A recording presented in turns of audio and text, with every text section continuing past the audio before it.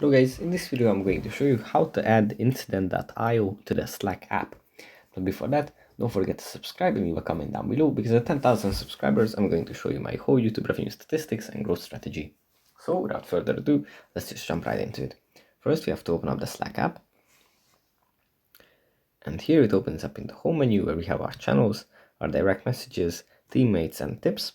From here we have to go into a channel where we want to do some modifications. And here at the top, we find the Connect Apps. Now, if you tap on this, the app is going to redirect us to a Google site where we can browse and search different kinds of apps. But here at the top in the featured apps, we find Indecent.io. If we tap on that,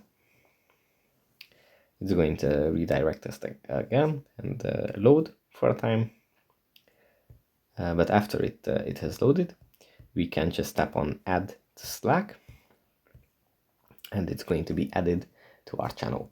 So that's pretty much it for this video. Hope it was helpful for you guys, and I'll see you in the next one.